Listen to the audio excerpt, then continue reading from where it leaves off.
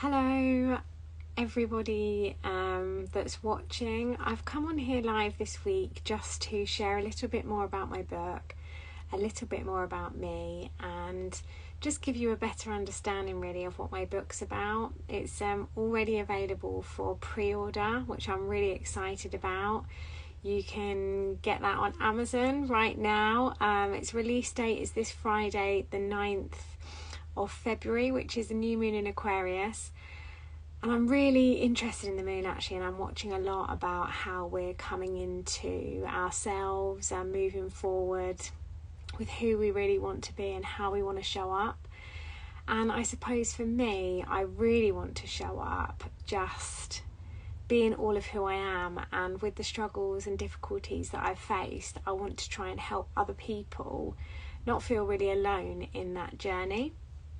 So sharing with you today my book. This is not for resale, this copy, but Desperate to Be Loved, Little Notes of Self-Discovery. And after a really challenging few weeks of pushing through, I'm continuing just to put myself out there and share with you. So I'm going to read with you the blurb at the back of my book so you can have a little bit of an understanding about what it's about. And I'm going to share that with you now. So Desperate to Be Loved is essentially my own little notes of self-discovery. And it's what I come to realise is that we all want connection and we all want to feel loved. And in a desperation to try and find my ideal version of love, I lost myself for a little while there, just in the ideal of what I thought love should look like, essentially. And it's been really tough because I think we get caught up in what our ideal version of love is and try and fit in and mould ourselves and bend into different shapes to suit other people.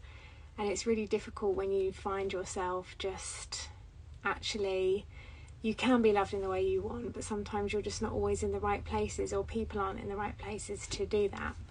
And when we slip away from who we are, things like anxiety and depression and other things can surface for us, and that essentially I think is what happened to me. So I essentially became addicted to anxiety, which was quite a realisation that it was easier to feel anxious than to be with the actual problems that I was facing, and it became my safety net.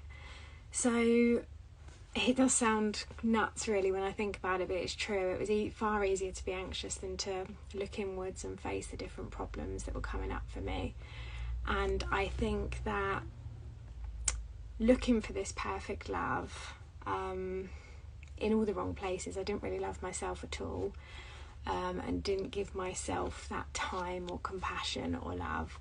And finding mindfulness and meditation really gave me that gateway, that opening, just opening up the door really to who I am and giving me the space to explore that. So with finding that and journaling endlessly, because I've always loved writing, I've put that into this book, my own little discoveries and parts of my own story really, along with poetry that has just come to me really when I've been out and about, and yeah, the words just come and it helps me explain and explore how I feel. So after a long journey, my faith and connection with love has been restored, essentially, and it just really helps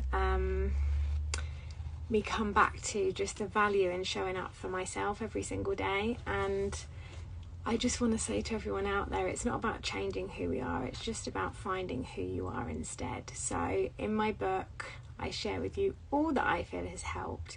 Not as a self-help guide essentially, but just a bit of hope, a bit of hand-holding, just so that you know you're not alone. It's okay to be yourself. Sometimes it doesn't feel great when you have to lose people or step out of situations, but it's worth it to find that freedom inside. So Desperate to Be Loved is available now to pre-order. It will be out on Friday, and I can't wait to share it with you. If you end up buying it or reading any of it, I would love to know what you think. And thank you for being part of my journey.